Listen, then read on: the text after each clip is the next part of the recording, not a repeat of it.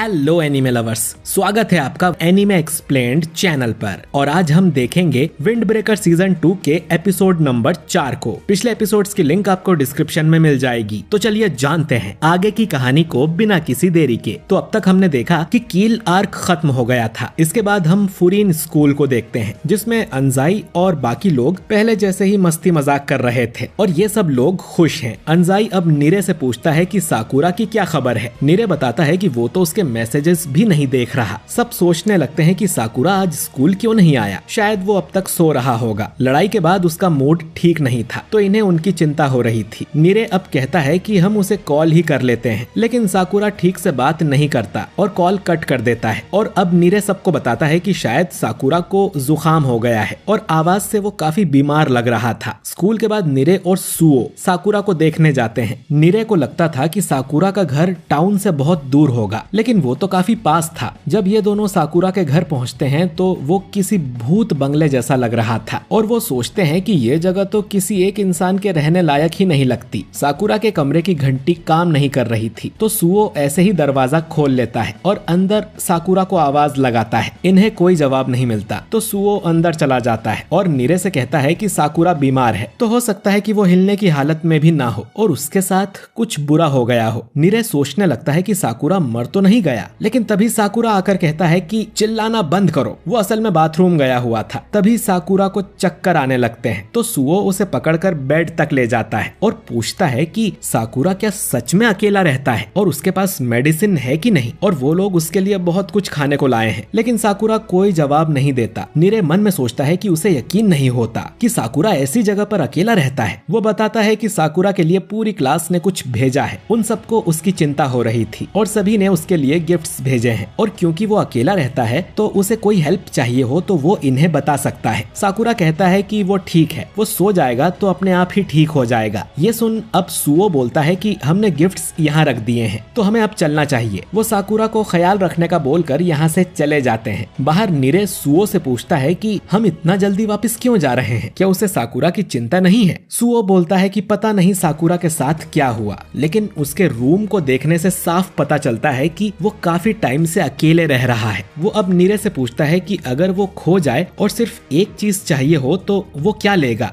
नीरे बोलता है कि अपना मोबाइल, क्योंकि इसमें वो लोकेशन देख कहीं भी जा सकता है। सुओ बोलता है कि क्योंकि तुम्हें मोबाइल यूज करना आता है, लेकिन जब वो मुसीबत में हो और उसे कोई चीज दी जाए जो उसे इस्तेमाल करना ही नहीं आती तो मुसीबत और बढ़ जाएगी। साकुरा के लिए मोबाइल और दोस्त तो जैसे एग्जिस्ट ही नहीं करते, तो यूज करना तो दूर की बात है और उसे दोस्ती का मतलब भी नहीं पता है, तो हमें उसे अकेला ही छोड़ देना चाहिए, वरना वो और भी बीमार हो जाएगा। अगर वो कल स्कूल में नहीं आया तो हम फिर से उसे देखने आएंगे। नीरे सुओ की बात समझ जाता है, पर फिर भी वो साकुरा को बताना चाहता था कि उसके भी दोस्त हैं जिन पर वो भरोसा कर सकता है, जो मुसीबत के समय उसकी मदद कर सकते हैं। उसने साकुरा से प्रॉमिस भी किया था कि वो उसे टॉप पर ले जाने का रास्ता दिखाएगा, लेकिन साकुरा तो हमेशा अपना ही रास्ता बनाता है, तो नीरे जितना हो सके उतनी उसकी हेल्प करना चाहता है। तभी इनके पास एक लड़की आ जाती है। इधर साकुरा देखता है कि बोतल में पानी खत्म हो गया था, तो वो उन बैग्स को देखने लगता है जो नीरे और सुओ उसके लिए लाए थे। उसमें ढेर सारी चीजें थी, जो देख साकुरा इमोशनल हो जाता है। वो याद करता है कि उसने हमेशा खुद का ख्याल रखा है और दुनिया ऐसे ही चलती है, लेकिन उसे अब भी यकीन नहीं होता कि अपने साथियों को पिटता हुआ देखने से वो फ्रीज हो गया था। तभी उसे आवाज आती है कि कोई उसके घर में घुस आया है। ये कोतोहा थी, जो उसके लिए गर्मा गर्म खाना बनाकर लाई थी और कुछ मेडिसिन भी। इसके बाद वो साकुरा को बोलने लगती है कि उसने अपने कमरे का बिल्कुल भी ध्यान नहीं रखा है, खिड़की पर पर्दे नहीं है और ज्यादा सामान भी नहीं है। उसे रास्ते में सुओ और नीरे मिल गए थे और उसी से उन्हें पता चला कि साकुरा बीमार है। तुम्हारी कल लड़ाई हुई थी ना, शायद इसीलिए तुम बीमार हो गए। साकुरा कहता है कि ऐसा नहीं है, तो कोतोहा उसका मजाक उड़ाते हुए कहती है कि तुम्हें स्ट्रेस हो रहा था क्या कि तुम अपने दोस्तों को पसंद करते हो। जो सुन साकुरा गुस्सा हो जाता है कि तुम्हें किसने बताया। कोतोहा बोलती है कि उमेमिया ने। साकुरा अब भी मानने को तैयार नहीं था कि ऐसा कुछ है। कोतोहा बोलती है कि तुम अपने दोस्तों की मदद क्यों नहीं लेते, जिस पर साकुरा कहता है कि मैं अकेले ही सब कुछ हैंडल कर सकता हूँ। कोतोहा अब उसका खाने का बाउल छीन लेती है और पूछती है कि तुम्हें यह बनाना भी आता है, तुम्हें बस सारे इंग्रेडिएंट्स को कढ़ाई में डालना है, लेकिन तुम्हारे पास कढ़ाई क्या, गैस स्टोव ही नहीं है। नीरे और बाकी लोग तुम्हारे लिए इतना कुछ लेकर आए हैं और वो भी उसके लिए गर्म खाना लेकर आई है। साकुरा बोलता है कि वो खुद का खाना खरीद सकता है। कोतोहा कहती है कि भले ही तुम अकेला सब कर लेते, लेकिन क्योंकि बाकी लोग लोगों ने तुम्हारा काम आधा कर दिया है, तो तुम ठीक होने पर ज्यादा फोकस कर सकते हो। साकुरा अब वापस खाना खाने लगता है और कोतोहा कहती है कि दूसरों के भरोसे बैठना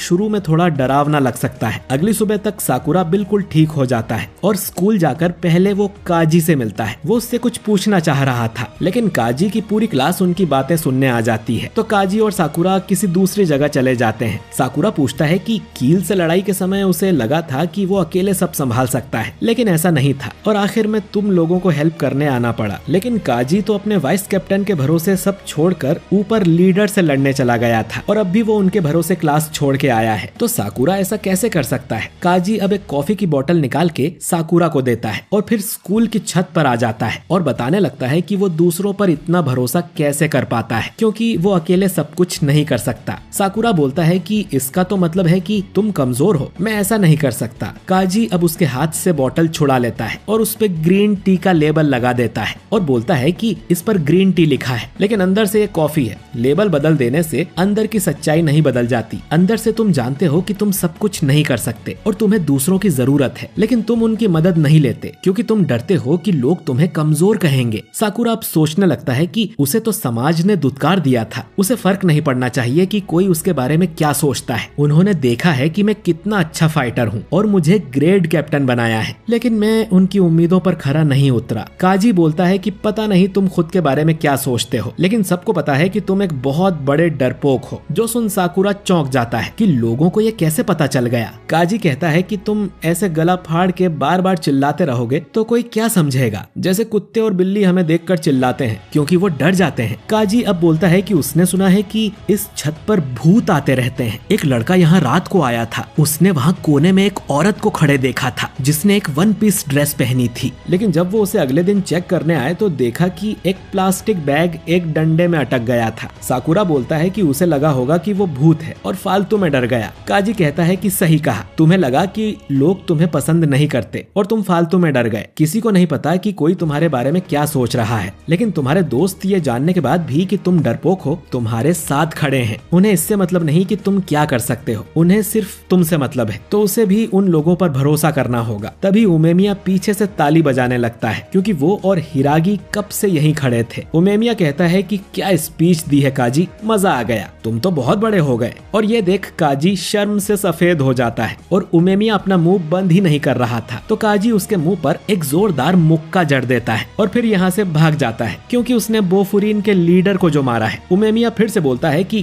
काजी तो बहुत बड़ा हो गया है, क्या जोरदार पंच मारा उसने। हिरागी कहता है कि तुम्हें एक लात भी पड़नी चाहिए थी। उमेमिया अब साकुरा से पूछता है कि काजी की बात सुनने के बाद तुम्हें क्या लगता है। ऐसी कई चीजें हैं जो मैं भी नहीं कर सकता, लेकिन मैं डरता नहीं हूँ क्योंकि मैं जानता हूँ कि बोफुरीन में सब उसे अपना लेंगे चाहे कुछ हो जाए, और अगर कोई और किसी काम में फेल हो जाए तो भी ये उसे पसंद करते हैं। हमें एक दूसरे पर डिपेंड रहना चाहिए, एक दूसरे को माफ करो और हमेशा साथ रहो, इसलिए तुम भी अपने दोस्तों पर बिलीव करो। साकुरा को अब सारी बात समझ आ जाती है। उमेमिया हिरागी की तारीफ करता है कि काजी तो अब बहुत समझदार हो गया है, और हम देखते हैं कि एक बार हिरागी ऐसे ही काजी को छत पे लेके आया था उसे समझाने के लिए, और उसके पास भी कॉफी की बोतल थी, और यही टेक्निक काजी ने साकुरा पर अपनाई और ये एपिसोड यहीं पर एंड हो जाता है। तो दोस्तों, आपको ये एपिसोड कैसा लगा कमेंट करके जरूर बताइए। बाकी वीडियो अच्छा लगा हो तो इसे लाइक और शेयर कीजिए, और अगर आप हमारे चैनल पर एनीमे एक्सप्लेन्ड पर नए हैं तो हमारे चैनल को सब्सक्राइब करके बेल आइकन जरूर दबाइए। मैं मिलता हूँ आपसे बहुत ही जल्द अगले वीडियो के साथ। शुक्रिया।